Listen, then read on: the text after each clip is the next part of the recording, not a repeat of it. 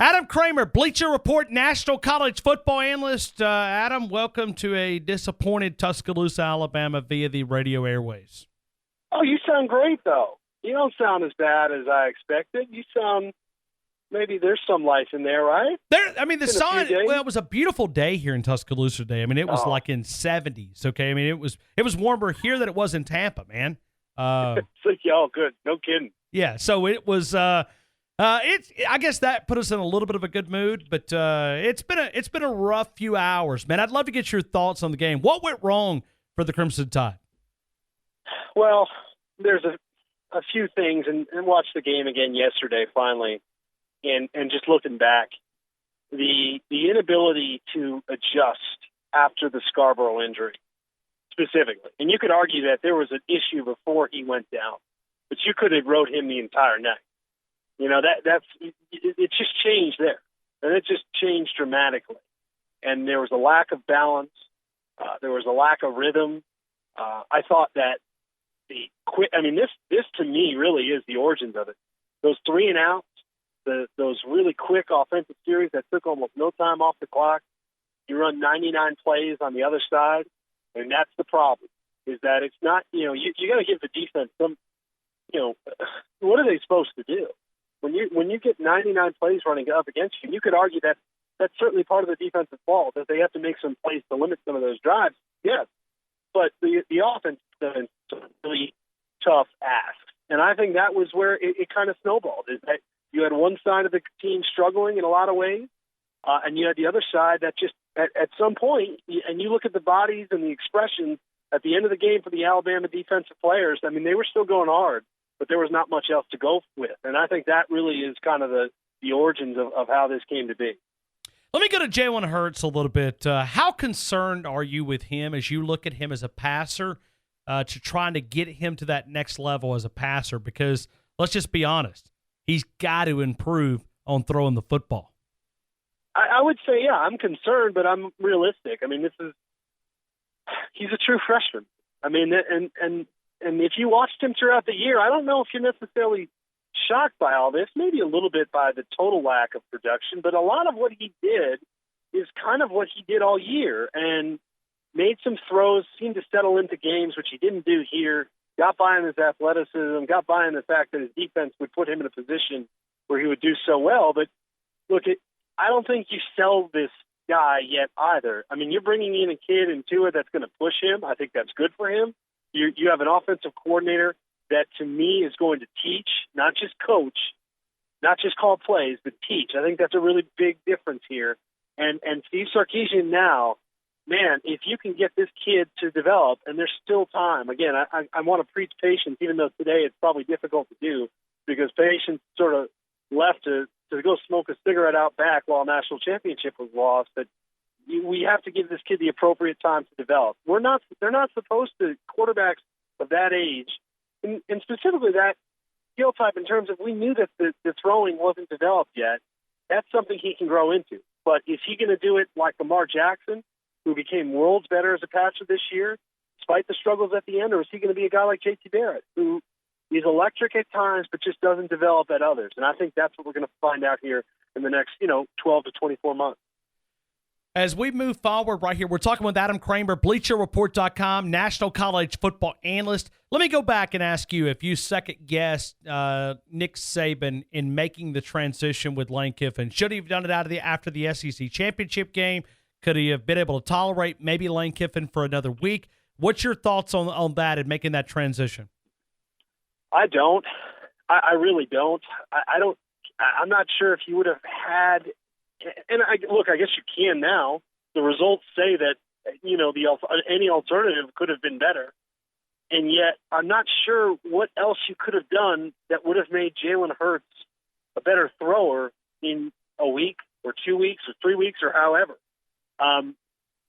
Did the team was the team not spoken? No. Again, I look at the way the game played out. I don't think that game plays out any differently with Lane Kiffin. It may have been worse for all we know. And by the sound of it, the way that things were going in there internally, I think the only argument you could have made is that this decision should have been made earlier. And maybe that is the change that you needed. But then how does that impact Washington? So we can do today, I guess, Wednesday morning quarterbacks and kind of assess the complete breakdown of this. Certainly it's unorthodox, but I don't necessarily think that's the total origins of the breakdown. I think, again, you had a young quarterback who just struggled mightily in a lot of certain ways, and I'm not sure that any voice, regardless whether it was a familiar one or not, would have changed that. Did you think the pick play was illegal? Should it have been called? It's close.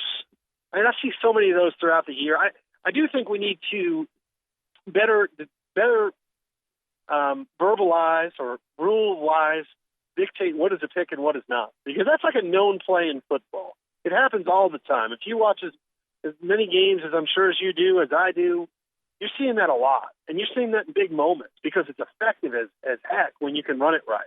And was that one clean? No. I saw Dabo say it could have been defensive pass interference. Yes, it could have been offensive pass interference too. So I think if you're a fan, certainly you feel like you got a gripe. If you're a fan of Clemson, you probably think it was clean, or maybe you think you got away with one. It's such a debated play that I don't necessarily have an issue with the way it was or wasn't called. I have an issue with the perception of these plays and the fact that maybe we need to give people a better understanding of what is or isn't legal, kind of like with targeting. There's certain areas in the rule book I think we could do a better job explaining what exactly they are. And I hate the rule targeting. I just can't stand it. I understand why it's there, but I hate the rule. And pick, look, it's different. The targeting is there for player safety, so you can't question at least the intention.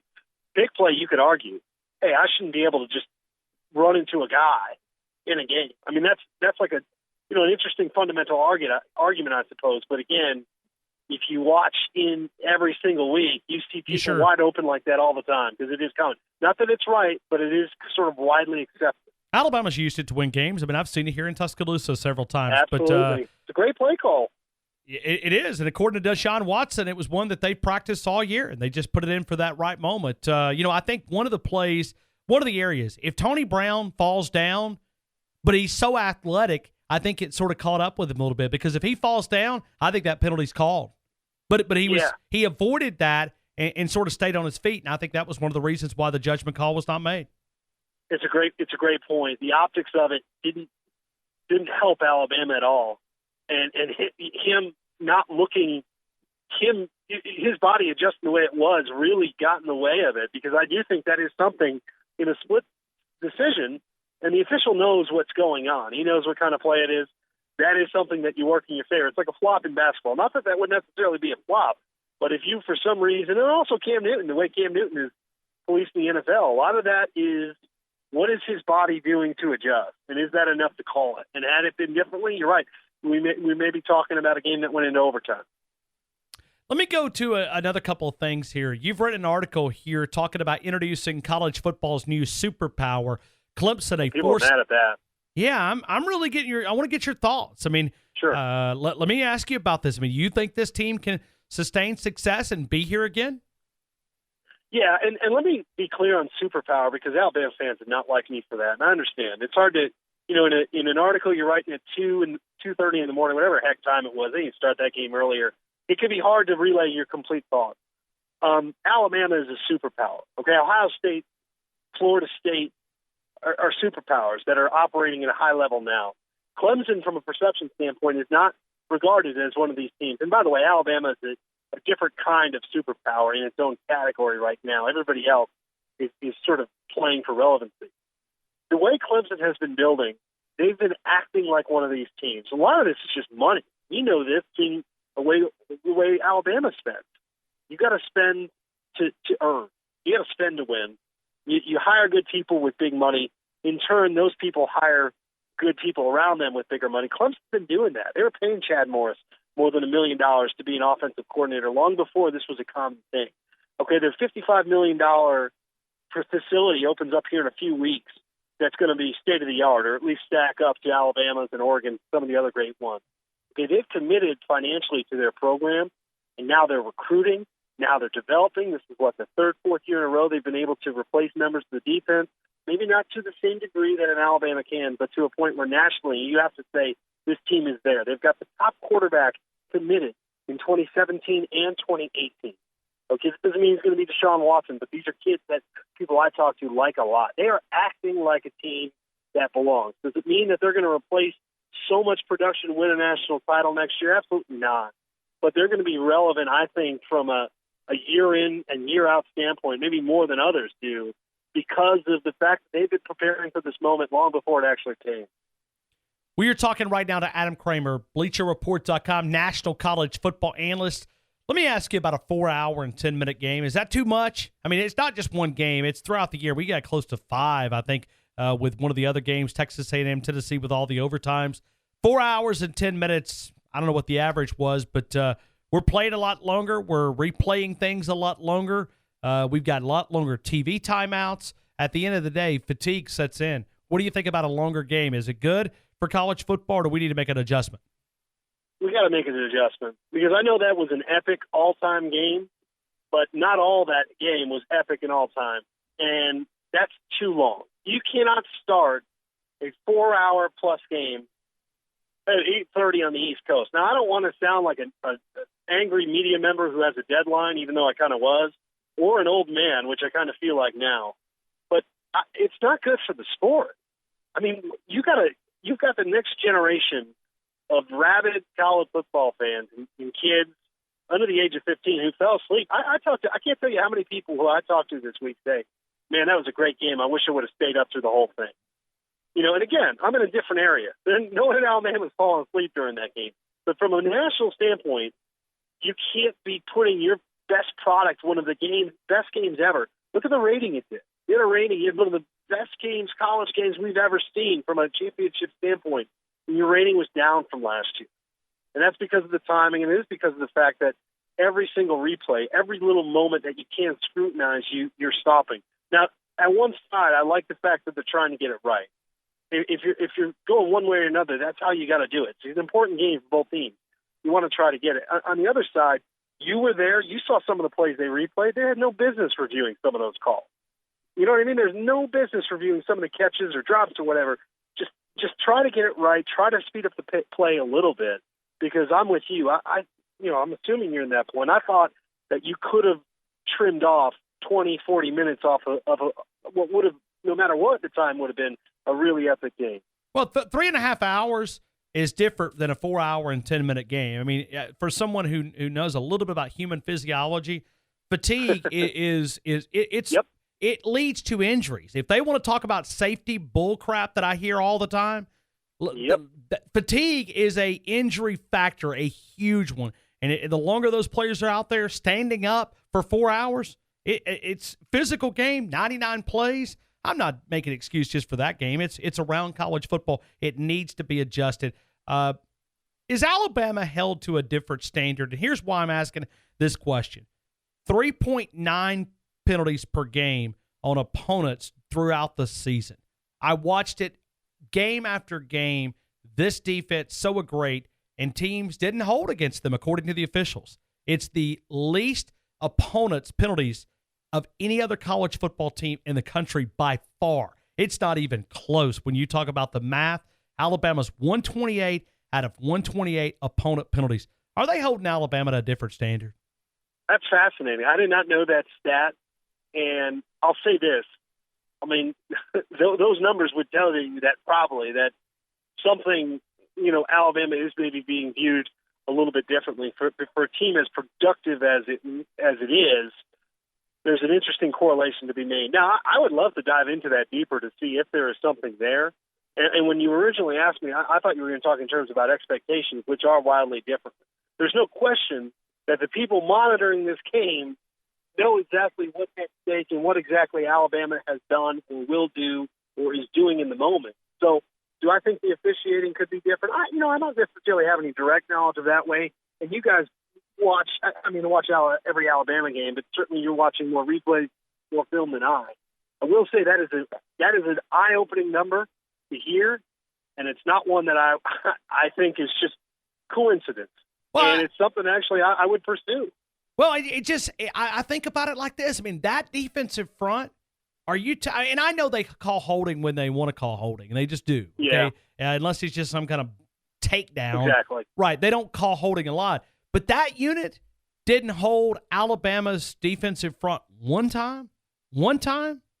Yeah. Yeah. No, there's no doubt. There's no doubt. And that is such a judgment call. And again, part of the problem probably is truly when guys are getting held in college, and you've seen this, you've seen guys yanked down all the time that look like, they're being sucked into the ground. A guy like Jonathan Allen, it takes a lot to make him impact that way. Again, it gets back to the Tony Brown argument that these are, I was standing with you before the game watching the defensive linemen work out. I've never seen anything like it. I have never seen anything like it. I know it means nothing now after a loss, but it's a monster farm. And so, yeah, when you've got offensive linemen who are holding them, and all of a sudden their bodies aren't being contorted in different ways, they're just kind of slowing down, I would have to assume that does play a role in that. Adam, finally thing, here in Tuscaloosa, I don't know if it's like that other places. We talk college football 4 hours a day, 5 days a week, 52 weeks out of the year. But looking at this loss, this thing stings so bad. Everywhere you go, everybody's talking about how disappointing it is. But it's one of those things that they don't lose a lot around Tuscaloosa, and when they do, it bothers them. It eats them alive. I mean, we got people that jumping off cliffs down here because it bothers them, right? I mean, it eats them alive. Other places, I don't know if it's like this or not, but the loss bothers all of us in Tuscaloosa. Maybe that's a good thing that they don't get accustomed to losing. That a loss really does bother them, eats them alive. Well, look. You guys are in such a unique position. You win more than anybody. Historically speaking, you guys are not accustomed with disappointment a lot. I mean, honestly, these title games have gone your way, as they should have, because your team is so good year in and year out. So when you get a crushing disappointment like that, and that's as scripted of a game in terms of ripping out your heart and staring at it and then just throwing it as you could have. You lose a game in the last second, I don't care what game it is, if it's a scrimmage or it's a national championship, you're going to be heartbroken. That's just the natural degree of fandom. Because the expectations have been set so high, I think in a lot of ways there is almost an assumption that you will win, and that when it doesn't happen, something has gone horribly wrong. The other thing I thought about yesterday on the horrible plane ride home, and goodness gracious, that was a long day, how hard it is to win a national title. You think about what Clemson did, okay? They're a chip shot field goal against NC State away from not being in this game. They were close to winning it last year. You could argue that they could have won it last year and had two. Instead, they've gotten one. Alabama could have easily won this game as well. It's really hard to do. What Alabama's doing right now is historic. Making this game is a big deal. I know it doesn't feel like it now, but I can tell you from an outsider, this is a tremendous thing that Alabama is doing. So, does it change anything? No. Next year, you're expected to win the whole thing again, despite the fact that you're going to have, 4 or 6 first-round picks? You're going to be expected to do the whole thing, and the hurt's going to be the same if it doesn't work out, and yet you're going to start as the number one team because that's what Alabama does. So, I'm almost in awe, even in a loss, of what a machine Alabama remains.